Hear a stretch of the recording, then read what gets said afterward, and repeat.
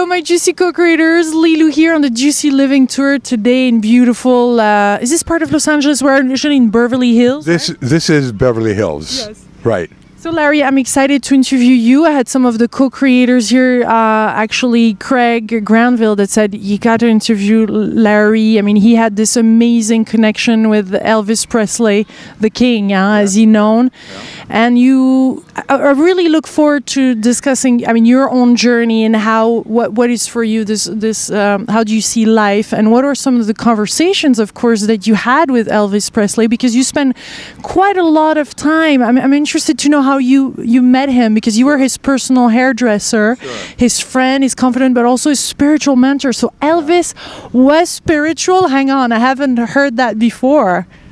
This was the basis of his life. That's why he is who he is, because he was a spiritual being and he was aware of it.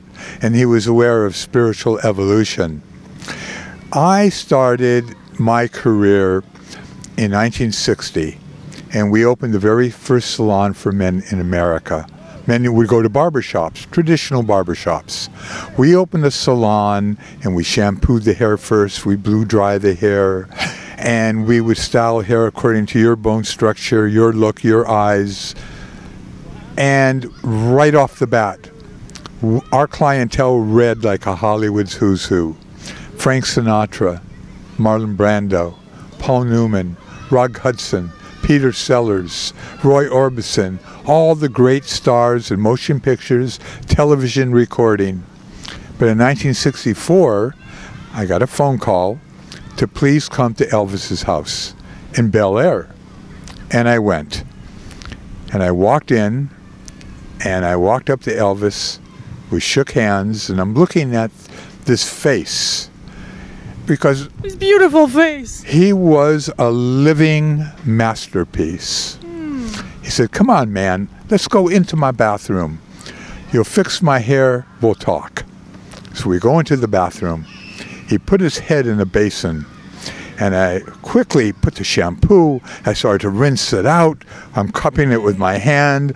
In the salon, we have bowls. We have people doing that for us.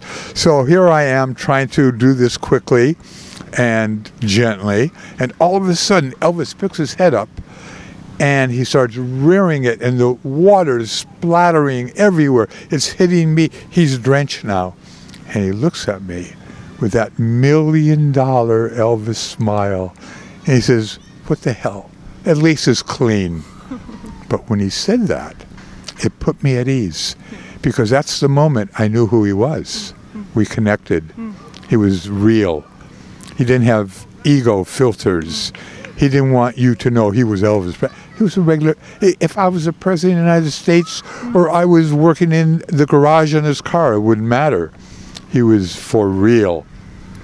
We sit down, I do his hair, and after about 45 minutes, I sprayed it. I said, so what do you think, Elvis? And he said, beautiful, beautiful, but wait a minute, who are you? And he points at me, just like I'm pointing at you. Who are you, Larry? What are you really all about? What are you into?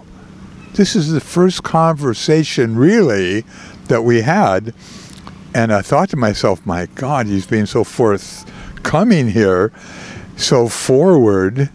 And I said, well, Elvis, you know I work with celebrities, I do hair. That's what I do for a living. But you wanted to know something else about you. He wanted to, because he heard something from someone. I said, Elvis, to answer your question, ever since I could remember, I'm looking for the truth, for the purpose of life. Why are we here? Do we really have souls? Is there life after death? Is there really a purpose for living? I read spiritual books. I'm a vegetarian. I meditate. I pray. I said, look, Elvis. You were there already in your 20s? I was 24 years old. Elvis was 28 at the time. And remember, this is 1964. This is right before the explosion and the cultural revolution of the 60s, where all these things started to emerge. This is prior. We're at the cusp right now. I said, look, I know you're the biggest star in the world. This probably sounds corny to you. He said, whoa, whoa, Larry, wait, man. You have no idea how I need to hear what you have to say. Please, keep on talking. Tell me more. Tell me more. He had this curiosity, huh? He had this thirst for knowledge or here's what blows connection, maybe? Yeah. Lilo, this is what blows my mind. When most people in life start to question life itself, when they start to dig deeper and try to find questions, it usually is spawned from a tragedy, an illness, loss of a relationship, a job, some kind of tragedy. Elvis was the greatest star in the world, wealthy, more fans than any celebrity that ever lived, and that's even true today. The greatest voice. He had everything life could possibly offer anyone. Maybe there was still an insecurity in him? But he saw the vacuousness, the banality of fame and fortune. He knew that was not the answer to life. He got it quickly. When he came on the scene, he exploded. So he had everything. He tasted fame and fortune, and he knew that that was not the answer. There was still this depth, this hole, this yearning for something more. He knew, and he said to me, "Did you find the purpose? Did you find out anything?" And I said, "Well, I did." Here's what I found out, Elvis. I found out that my purpose is to spend my life, my time, my energy to discover what my purpose really is. That's my initial purpose. That's what I'm doing now. He said, right, tell me more. Well, we got into a conversation that lasted about 3 hours. And I'll never forget, Elvis said to me, he said, "You know those miniature ships they put in glass bottles? I always thought that was man. That was the human being, that we're locked within this." And when he said that to me, I knew what he was really saying. That's where he was. And he felt trapped in this glass bubble. In a bubble. And I said, "Elvis, there's so much more to life than what a lot of people think. It's not just a bunch of molecules that one day started to evolve and create this universe." And I said, "I could never buy that either." He said, "I was raised in the church," he said. "I always believed there was a God." He said, and he said to me, and I could see, as we're talking, in my mind's eye, I can see him. He went like this. Why was I plucked out of all the millions and millions of lives to be Elvis Presley? Why? He said, "Larry, did you know I had a twin brother that died at birth?" And I said, "Yeah, Elvis, I heard about that. I know all about we all know about your life." He said, "Why me?" It's heavy to carry in a lifetime, yeah. Oh my gosh. I have twin sisters, Lilo, and I know the things that they go through. And it must be so interesting just to have a twin that looks like you. He said, "But why did I survive? Why me? Why didn't Jesse Guerin live?" He said, "Did I do something in the womb? Did I kick him? Did I do something to get out first? Or did I?" Well, actually, Jesse came first, and he was stillborn. Elvis said, "I have so many questions." He said, "The things that you're talking about, Larry, this is what I secretly think about, especially late at night when I go to bed. But I don't have anyone to talk to about this." I said, "Well, Elvis," I looked at my watch because I was about 3 hours in this conversation. I said, "I've got to get back to the salon. Peter Sellers is waiting for me." He said, wait a minute.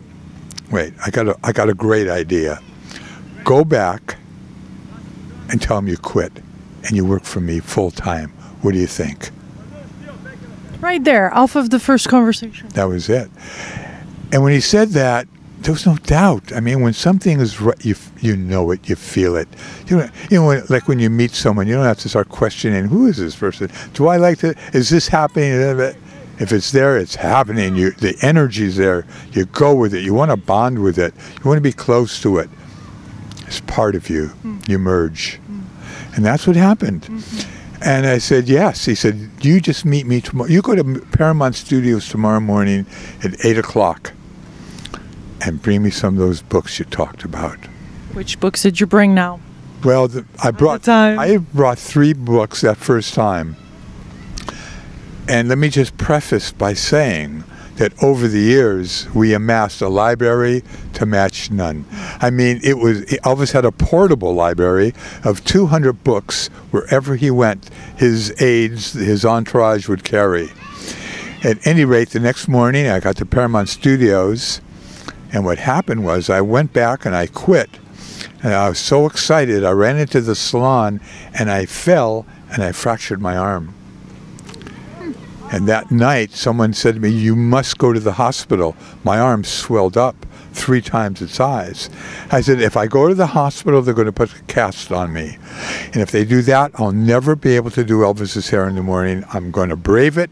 I'm going to sit down. I'm going to heal myself. I'm going to pray. I'm going to meditate. And somehow God is going to heal me. You didn't see that as a sign that was saying, don't go there? It was a sign saying that whenever something magnificent happens, there's always obstacles, speed bumps in the road. Mm-hmm. Now you have something to overcome. You overcome it, it's going to even be greater than you think. Mm-hmm. Some people interpret that as, oh, maybe that's not the way I should go then. Some people do. Mm-hmm. But you see that as exactly what is needed to attain. I saw that an opportunity. Yes. Elvis was asking me, when Elvis said to me, will you do this? Will you quit your job to do my hair and travel and live with me? What he was saying, in effect, was 2 things. If you accept, you're going to become responsible for the image of the biggest star on the planet. And his hair is quite something. And that is something to do. But he was asking me something more significant to me, something more profound. That is, you are going to bring me books. You're going to talk to me. You're going to introduce me to the world that you've been telling me these past several hours. And you're going to become responsible to mentor me and to guide me. That's a responsibility that goes beyond. Outside of raising a child, nothing is more important than something of that sort. So I stayed up all night, and I would heal myself, and I would do affirmations and whatever I could conjure in my mind. Well, how did you had already all that information or knowledge or knowing because you were quite young? So what is your, just a little brief, maybe, can we look at your past? Sure. I grew up in, I was born in New York, and we came out to California when I was 7. And when I was 12, 13 years old, my grandmother was murdered, and they found her body in the ocean. This was an upheaval in my family. My mother didn't know where to turn. Fortunately, she met a lady who introduced her to metaphysics, spiritual teaching, science of the mind, inner healing. And I was 13 years old, and I have twin sisters that are 7 years younger. My dad would go to work every day, and my mother had no one to really talk to at home but me. So every day she would read to me from her books. She was really reading to herself, but I was there as a sounding board, and it was very helpful to her. But because she did that for me, it allowed me a few years later to think for myself, and to initiate my own quest, because I have my own questions. And I'll never forget my mother reading to me something that has stayed with me all these years. Change your thinking, change your life. And I know Wayne Dyer speaks about this in his book. And I say today, change your thinking, change your life, but do it. Act upon it. So this allowed me, when I was 19, 20 years old, to start reading books. And I read everything I get my hands on, from Paramahansa Yogananda to Krishnamurti to Gurdjieff, to all the Eastern teachings, all the Western teachings. So the first 3 books I brought to Elvis was a little book that became his favorite book. It's called The Impersonal Life. and another book called Autobiography of a Yogi, and another book called 14 Lessons in Yogi Philosophy. And then I brought in The Prophet and other books. Khalil Gibran, yeah. Exactly. And Elvis devoured them, and he knew The Prophet by heart. I'll never forget, one day we're in Las Vegas, many years later, and all of Elvis's people were sitting there, and Elvis had the book in his hand, and he gave it to someone. He said, "Open the book to any page." And the person opened it and started to read and stopped and said, "Elvis, I don't know what this means." Elvis recited the rest of the page by memory and explained it to the person.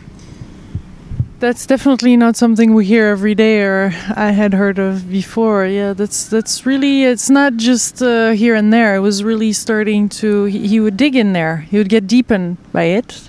Yes. So how then, why the drugs, or why all this then?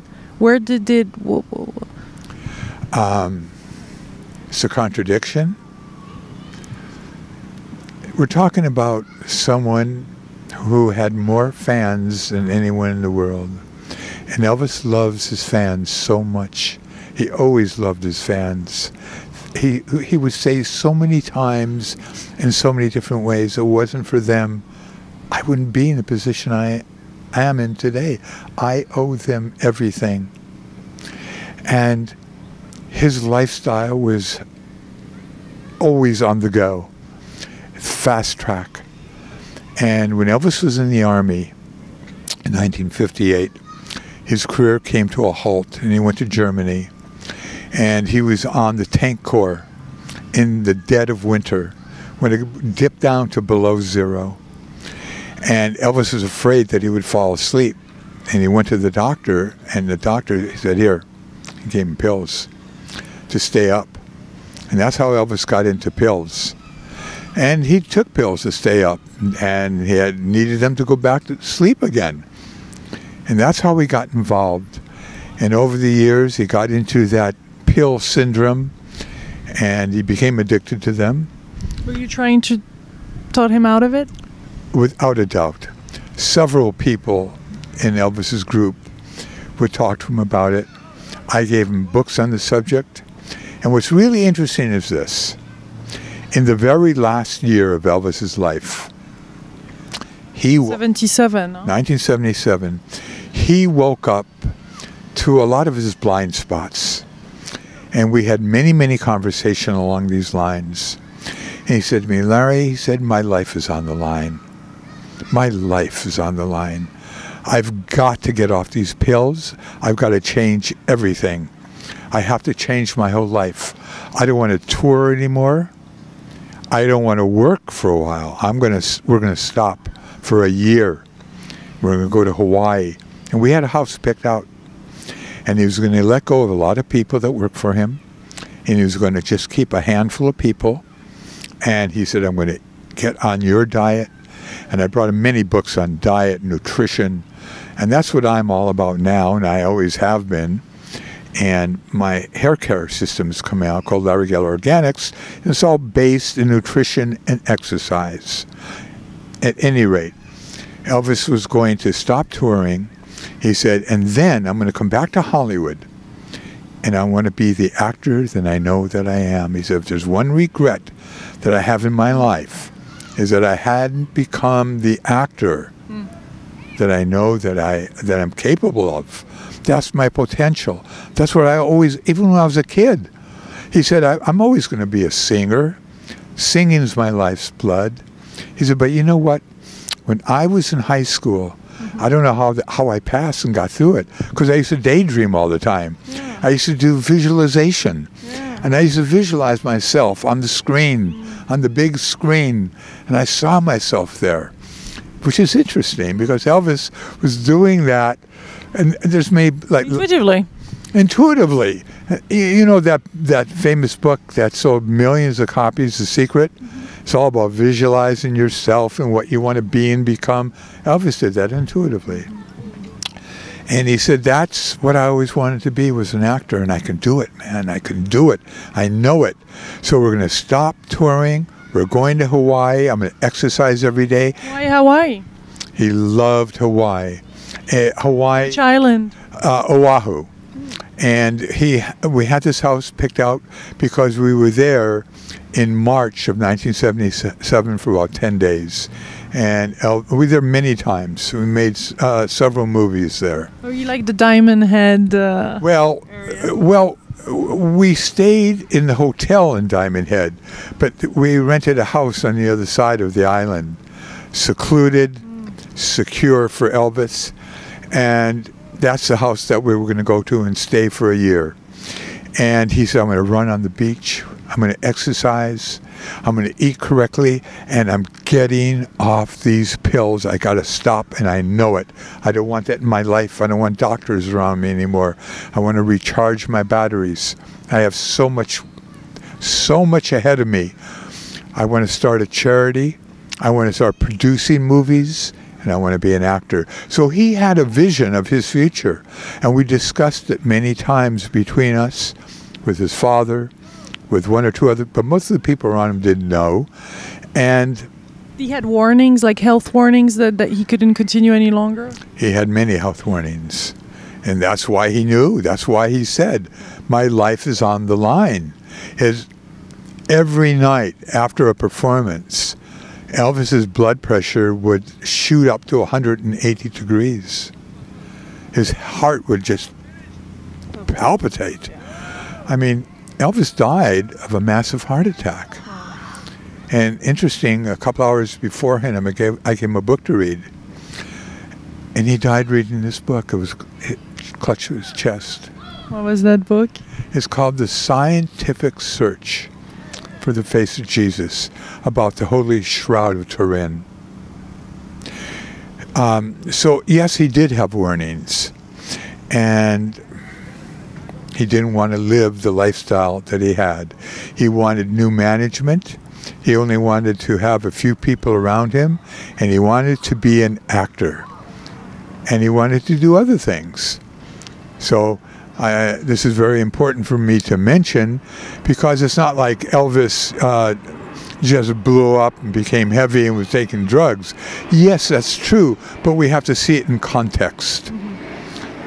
Yeah, and even more so in the spiritual context, or in his view of seeing life through speaking with you and through reading. You're saying this library was huge, so it's like, how did you get to the point of I guess you're addicted. I mean, there's this addiction there. There's an addiction there, and he also has his fans. And his deep love of singing. He loved to sing to people. So he kept touring and touring and touring. And it became, in a sense, a vicious cycle. Go on tour for a couple of weeks, wear himself out, go back. And, you know, when I speak about Elvis, he was the most giving, wonderful, sensitive, beautiful human being.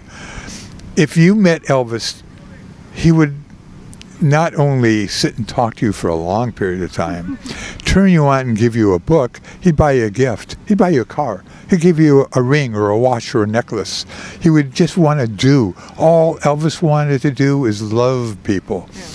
He said, I know what my purpose is. Years later, he discovered his purpose. He said, how would you name it? Yeah, because he was singing, but he was really sharing something, huh? He was sharing he said, I'm here to make people happy. That's all he wanted to do.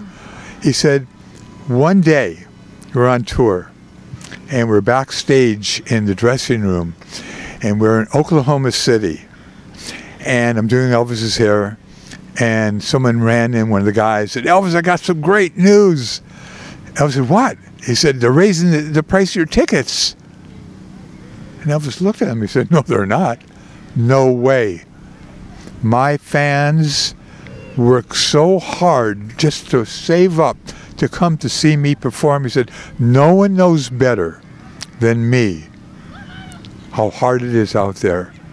He said, I know. That first night with Elvis, he said to me, Larry, he said, do you have any idea where I came from? He says, I know what pain and poverty and suffering is all about, more than most people. He said, I was born in a shack, a 2-room shack that my daddy built with his own hands. We didn't have electricity in our house. We didn't have light bulbs. He never forgot that. How can you forget something like that? Well, some people push that aside. Huh? Not when you grow up like that. He said, we didn't have telephones. He said, Larry, we didn't have faucets. We didn't have running water. We had to go outside to a well. If we had to go to the bathroom, we had to go outside to an outhouse. No one knows better than me how hard it is out there. I'm not going to allow my fans to pay a lot of money. They can't afford it. I'm here to help people and to love people. That's my mother's middle name, he would say. Gladys Love Presley. Love. And you know, Elvis, the real man, is very different than that image and the jumpsuit and the lights and the excitement. Yes, he was that, but he was so much more than that. One afternoon, we're talking about his career, what people think of him. And he says to me, you know, people, they call me the king. Like I invented rock and roll. He said, no, no, no. Let me tell you how it really started. Way, way back in the deep South, in the Mississippi Delta, with slaves that had to work from the sun coming up to the sun going down, in the fields, sweating, breaking their backs, picking cotton. And you know what they did? You know how they got through it? They'd sing. They'd sing to God from their suffering. They would make up songs as they went along. And they went into their churches. And we get a lot of their songs today because of their suffering and their pain. And then it got into the white churches. And then that music spread. And it went down to New Orleans. And that's how the blues started. It went up to Chicago, St. Louis. And it evolved. And it evolved into our time, into what they call rhythm and blues. And you know what? I was just lucky enough to be in the right place, in the right time, and introduce their music to a white audience.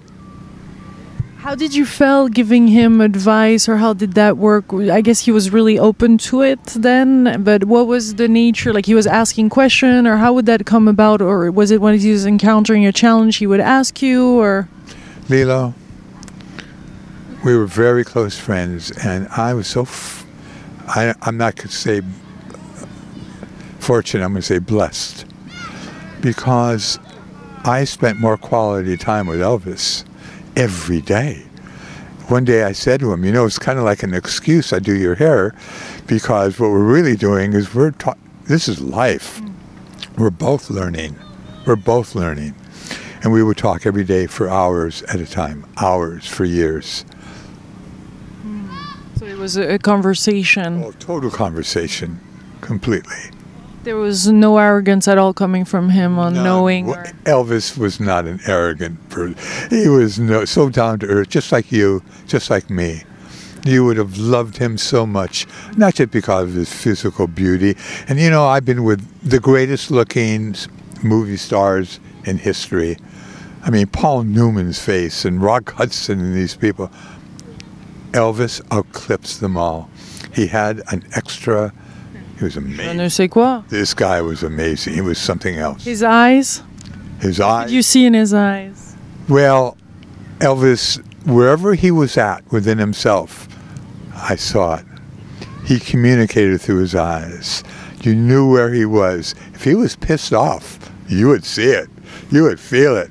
I mean, this guy was he had an energy field. When he walked in the room, you would feel kinetic energy.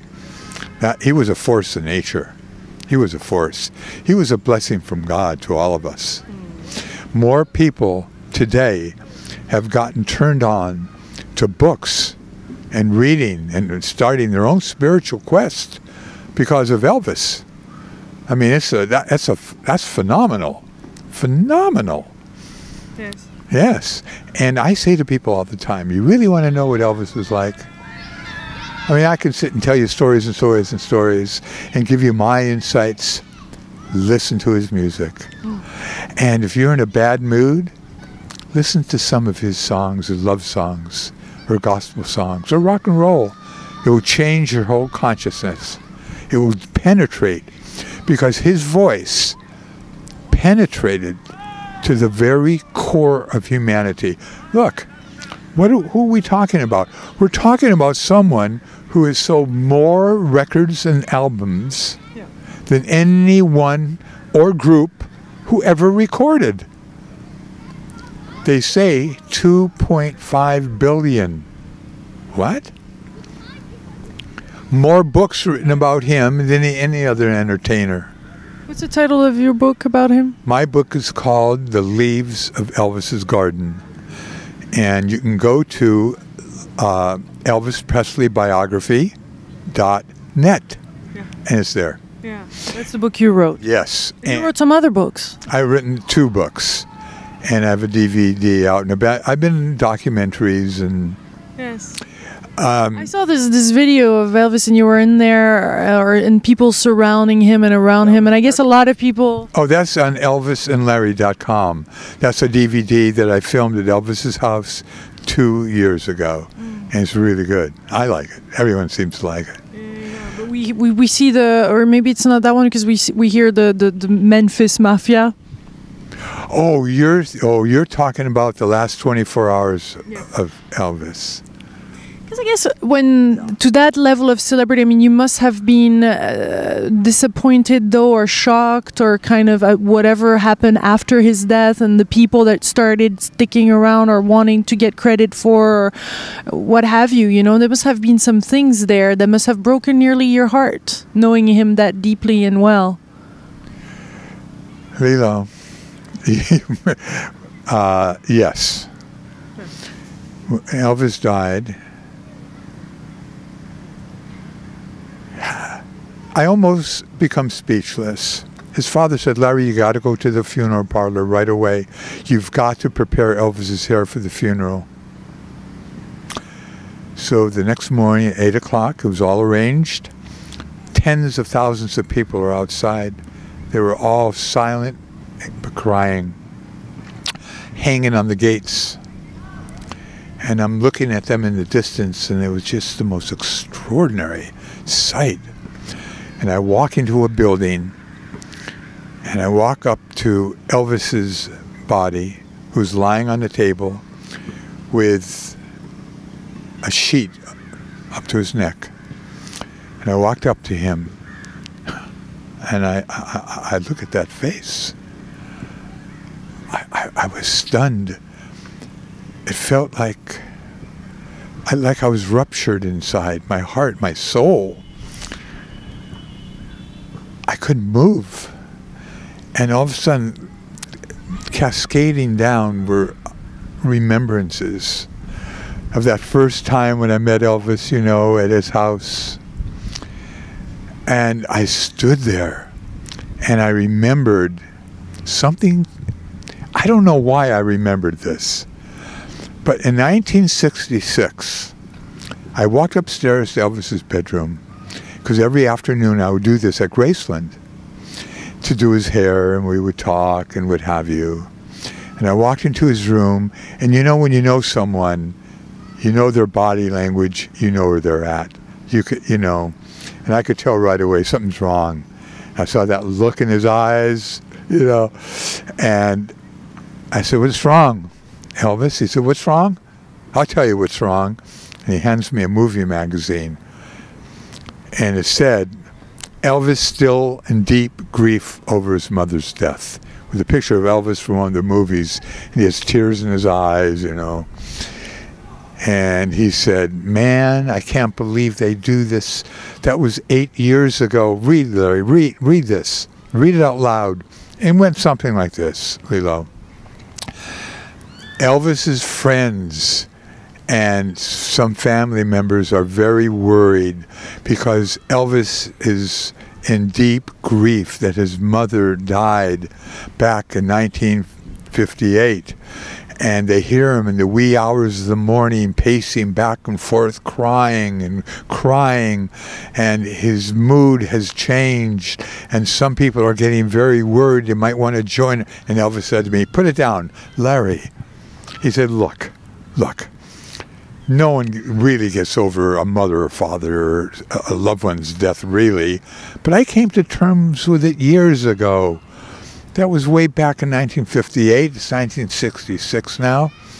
He said, "I'm going to tell you something. I hope you never, ever, ever have to grieve the way I grieved back then."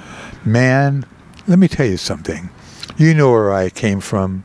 I came from the deep South in poverty. Man, I didn't have most things like most people. I grew up, you know, if I had new clothes, that was a major, major thing. You know where I was born. He said, we had nothing.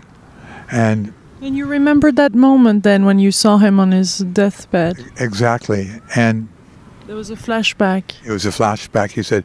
And all of a sudden, we moved to Memphis, and it seemed like overnight I became Elvis Presley. And my record started selling gold record after gold record. I'm on the Milton Berle show, Tommy Dorsey, Ed Sullivan. I'm making my first movie in Hollywood, my wildest dreams and fantasies. Everyone says I'm the biggest thing in show business. I go out to Hollywood, and then all of a sudden, everything stopped. The curtain came down. I thought it was all over. I thought my career was finished.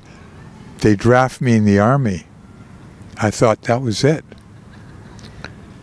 And I didn't have to go in like most people. They offered me a position where I could go around the world to the bases and sing to the troops and the guys, and I didn't have to do what everyone else did. He said, but no, I wouldn't do that. I'm just like everyone else. And I wouldn't want to be seen that way. I want to be a role model. I'm just like every other guy. I respect America. I respect what we stand for. So I went in. He said, you know that picture of me where they're buzzing my hair when I was drafted? And I have that funny smile on my face. I was dying inside. They'd taken my hair off, Larry. So my career, everything, man. And you know what happens next a few weeks later? My mom died on me. My mom. She was the light of my life. She was the only one I could really trust. The only one I could really go to no matter what. So everything came crashing in on me, man. My career. I bought Graceland for my mom and dad. I bought my pink Cadillac for her, and furs and jewelry. My mom died. My career, my mom, everything. Grieve, Larry, you have no idea. I hope you never, ever, ever have to grieve like I grieved. Then they shipped me around the world. I don't know how I got through it, man. I would go to bed at night. I couldn't let anyone know what I was going through. Yeah. He said, I would say, God, why me? Why me? And you know me, Larry, I'm inquisitive. I want to know about everything. I want to know the reasons for everything. That's why we read these books. That's why we're searching for answers. And I can remember I was a little kid. Was he understanding death? I would say to my mom, when I was like 4 years old, Mom, what about my twin brother, Jesse? Why? Where is he? And honey, she would say to me, God has a plan for everyone. He had a plan for Jesse. He took Jesse back home to heaven.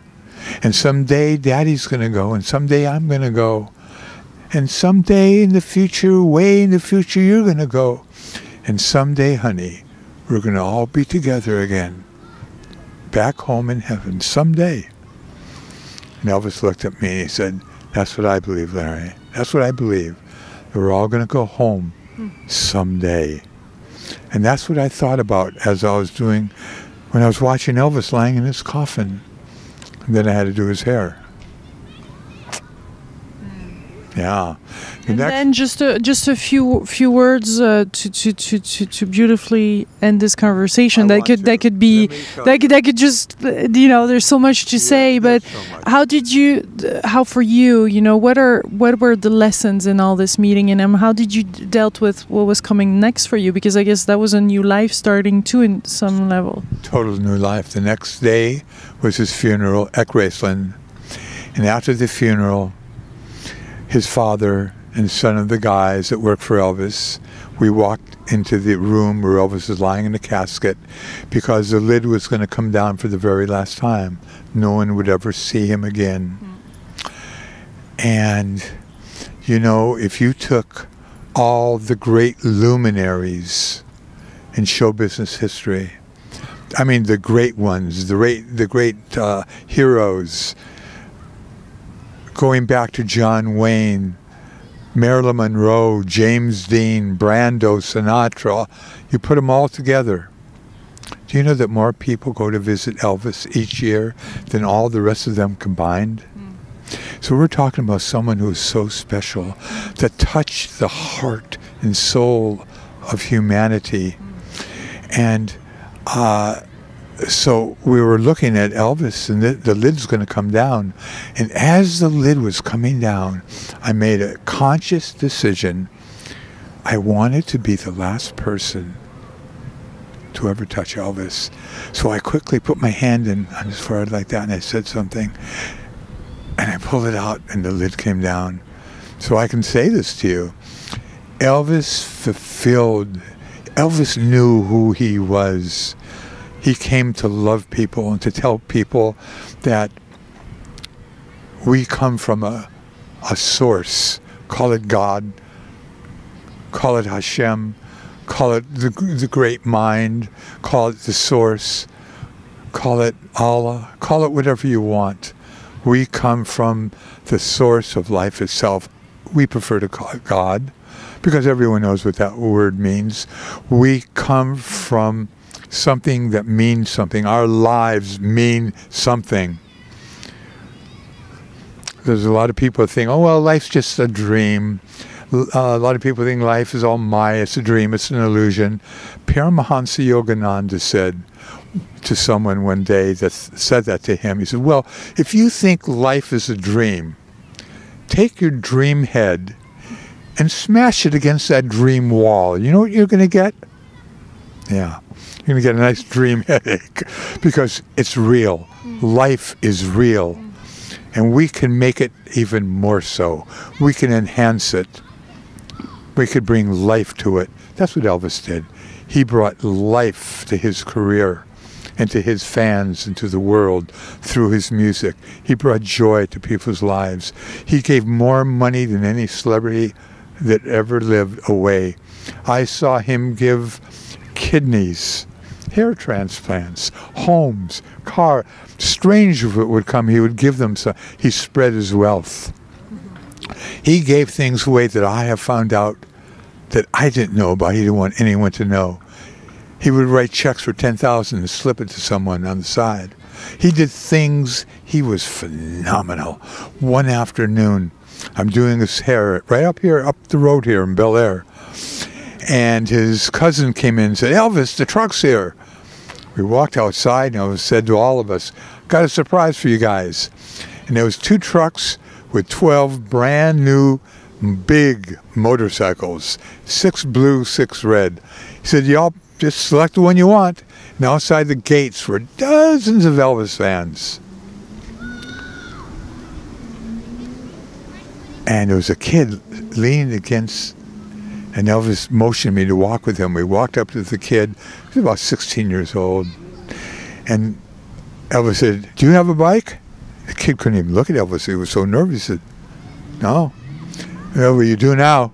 Come on in and I have a bike for you. And the kid didn't move. Elvis put his arm around him and kind of like brought him in. The kid got a bike.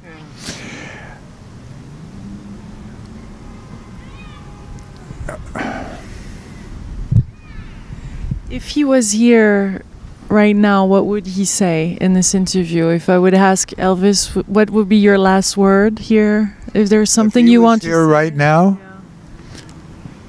Elvis, yes, I do know. Elvis, you told me time after time after time that you're going to stop touring, you're going to stop everything because your life is on the line. Why did you say you're going to wait till September? Why didn't you just do it then? Because if you would have done it then, you would be with us all now. Okay. Thank you, Larry. Thank you, Lilo, for this opportunity. Thank you for taking the time to share this story. And I know this is very, very meaningful, and you feel connected to that. So it takes a lot to do it. So thank you so much. Thank you very much. Very nice. Big, big kiss to all of you Juicy co-creators watching this video. I hope you have enjoyed it, and please spread it. Much love. Bye-bye.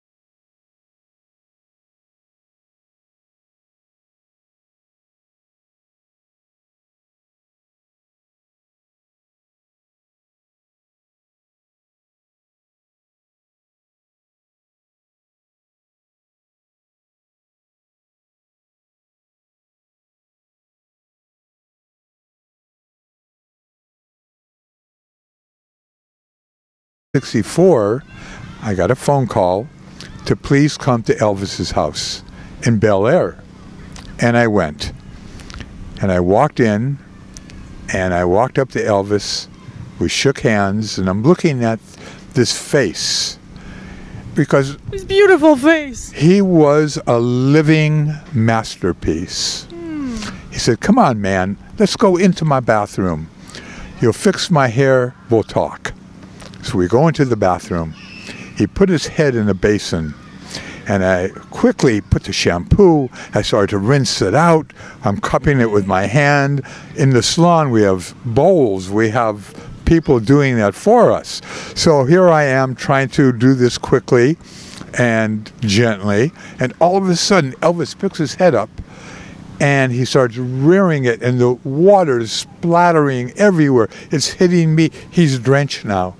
And he looks at me with that $1 million friend, he's confident, but also a spiritual mentor. So Elvis was spiritual. Hang on, I haven't heard that before. This was the basis of his life. That's why he is who he is, because he was a spiritual being, and he was aware of it, and he was aware of spiritual evolution. I started my career in 1960. And we opened the very first salon for men in America. Men would go to barbershops, traditional barbershops. We opened a salon, and we shampooed the hair first. We blew dry the hair, and we would style hair according to your bone structure, your look, your eyes. And right off the bat, our clientele read like a Hollywood's who's who. Frank Sinatra, Marlon Brando, Paul Newman, Rock Hudson, Peter Sellers, Roy Orbison, all the great stars in motion pictures, television recording. But in 1960,